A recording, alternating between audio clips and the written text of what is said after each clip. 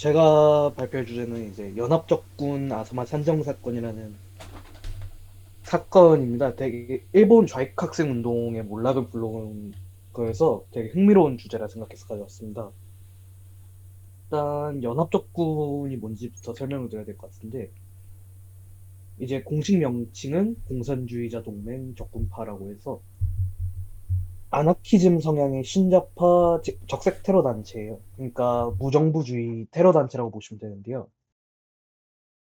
1969, 1969년에 일본 공산주의 동맹에서 극좌파가 혁명을 위한 군대를 주장하며 등장을 해요. 그러니까 무장투쟁 노선의 계파가 탄생한 거죠.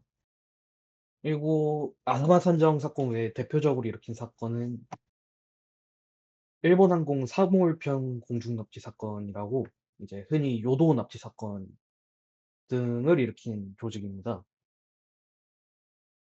그리고 이제 사건 개요는 1972년 2월 19일에서 28일까지 나가노현에서 연합적군과 경찰이 산장에서 대치한 사건입니다.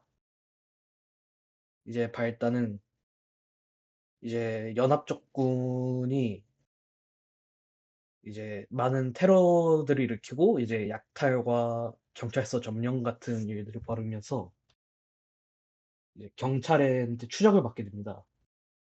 그러다가 이제 여기 오른쪽에 있는 군마현으로 숨어 들어가게 되는데 거기서 몇 명이 탈주를 하게 됩니다. 그러면서 위치가 알려지게 되고 경찰의 포위망이 좁혀지기 시작합니다. 그래서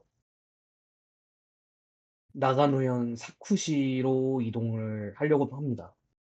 그게 원래 계획이었는데 당시 2월에 폭설이 내렸습니다. 기록적인 폭설이 내렸다고 하는데요. 그러고 경찰의 추적을 피하기 위해서 본래 목적지인 사쿠시가 아니라 가오루이 자와마치라는 마을에 가게 되는데요. 거기서 숨을 곳을 찾다가 지도에는 없는 산장을 발견하게 됩니다. 그렇게 난입하여 산장 주인의 아내를 잡게 되고 인질극이 시작됩니다. 그리고 이제 이동 경로를 따라 추적 중이던 경찰 소속 한 개 부대와 마주칩니다.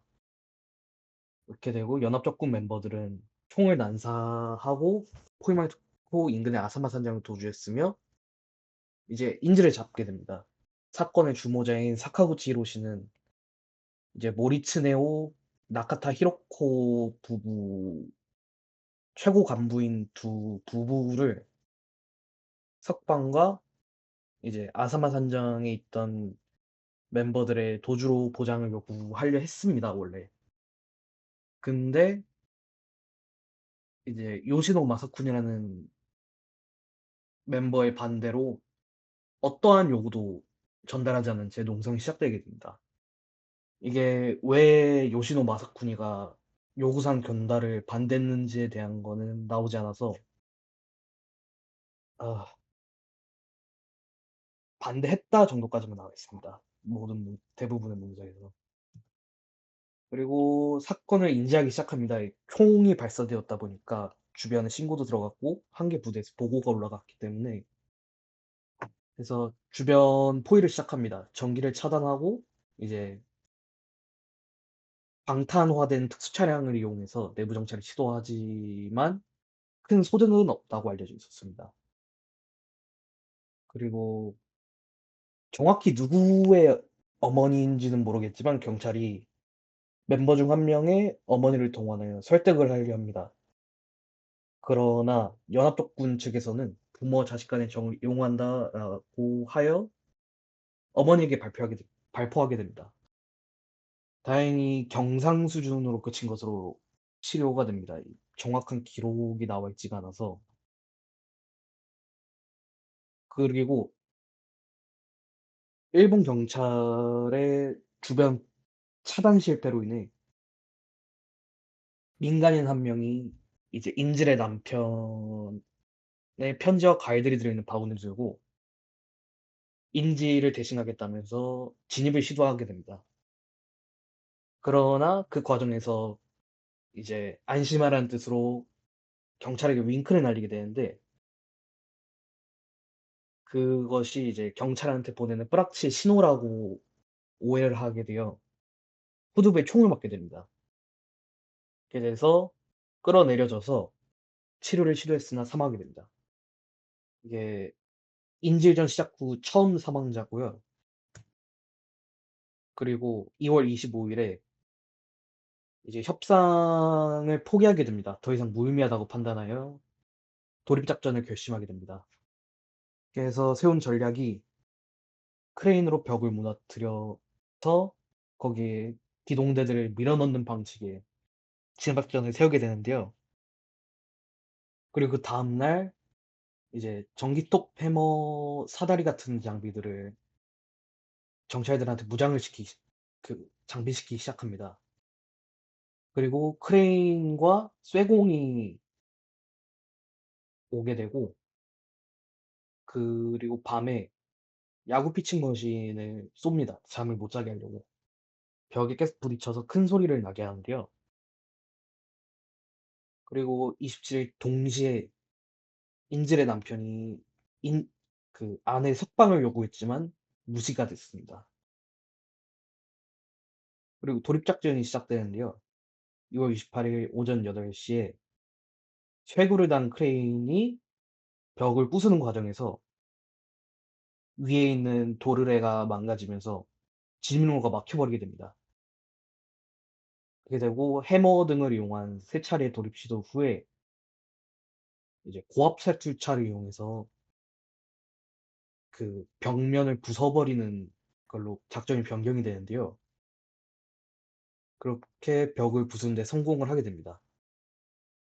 이게 최루탄 발사기랑 보호구 기본적인 보호구와 진압봉 그리고 M611, M60 원총 등으로 무장한 기동대원들이 돌입을 하게 됩니다. 그리고 인질을 구출하는 데 성공하지만 이 과정에서 2 명이 총상으로 사망을 하게 됩니다.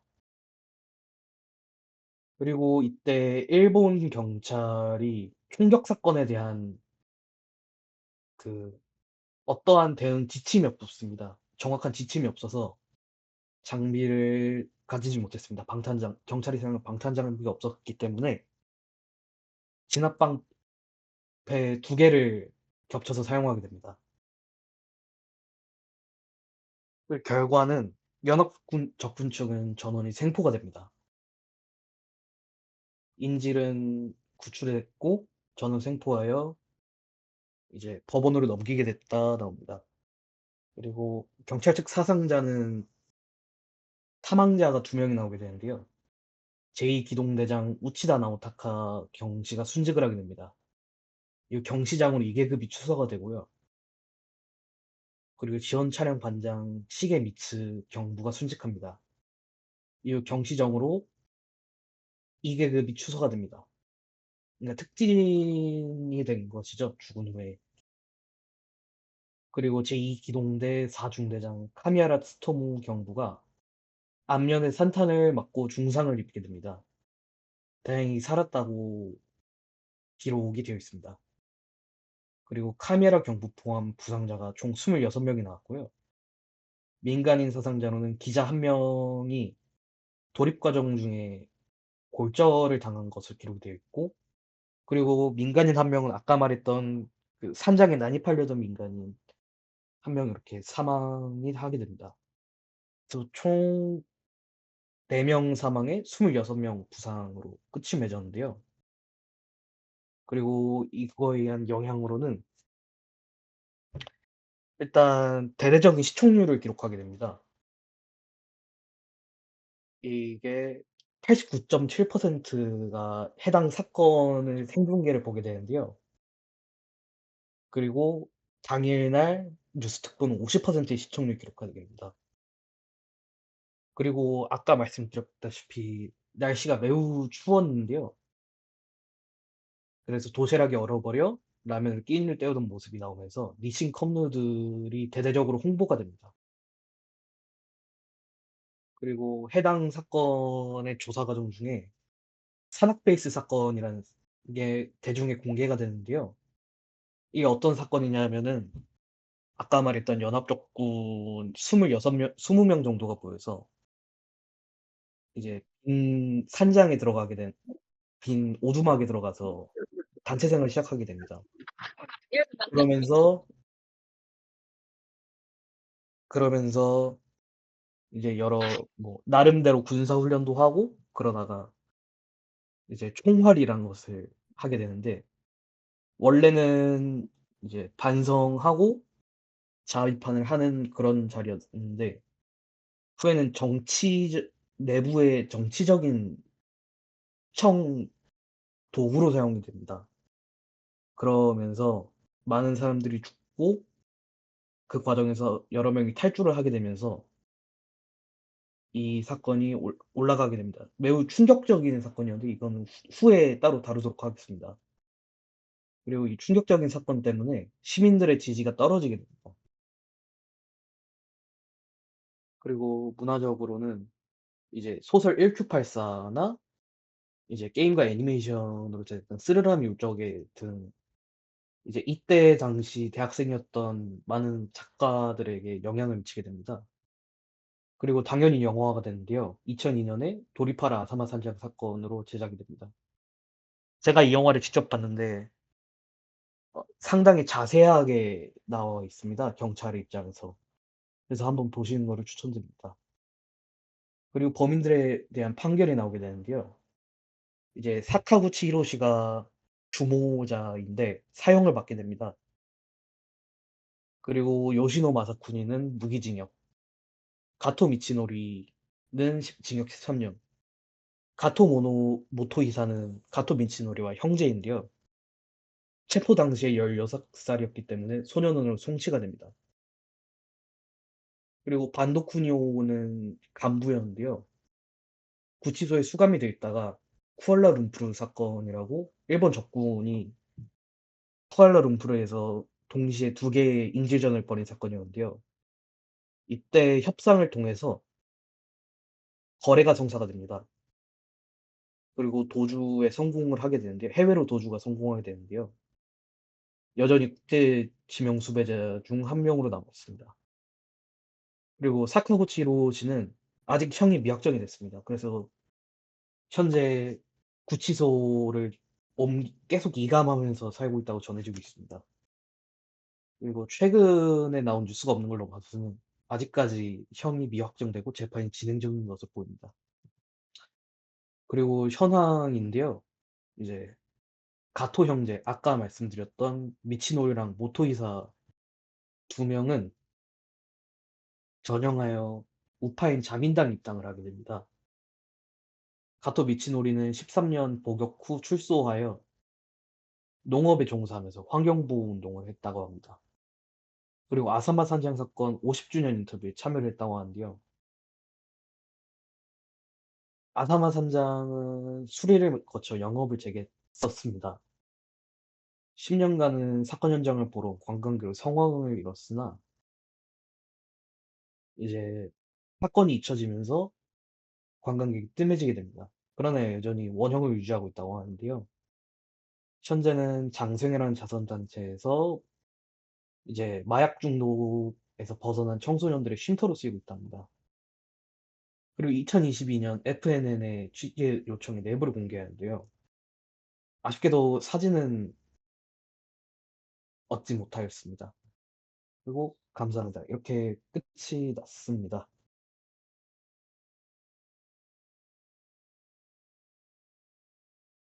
이제 일본에서 아시다시피 좌파가 많이 힘을 못 쓰고 있는데요. 그 이유 중 하나로 자주 언급되는 게 이제 아사마 산정 같은 일련의 사건들 때문에 이제 시민들에게 인식이 안 좋게 박혀져 있는 것도 있고, 그리고 우리나라에서 흔히 표현하는 운동권이라 표현하는 이제 좌파 학생 운동이 대부분이 온건파만 남게 되어서 그거에 영향을 끼친 것 중 하나가 이제 아사마 산정 사건이라고 평가를 받고 있습니다. 이러한 과격화의 원인 중 하나라고 하는 게 이제 세대 갈등이라고 볼 수가 있는데요. 그리고 이제 공산주의가 여러 계파가 있는데 공통적으로 하는 게 이제 혁명에 관해서 얘기를 하게 됩니다. 대부분의 공산주의 계파가. 하는데 대부분이 이제 무장투쟁을 말하다 보니까 아무래도 과격화되지 않았나 싶습니다.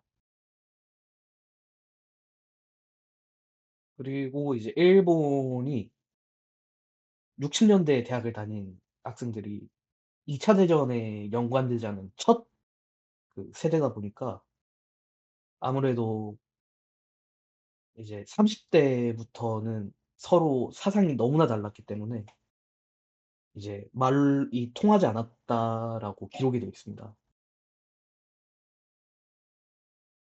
흔히 말하는 부르주아라 하죠. 기득권층.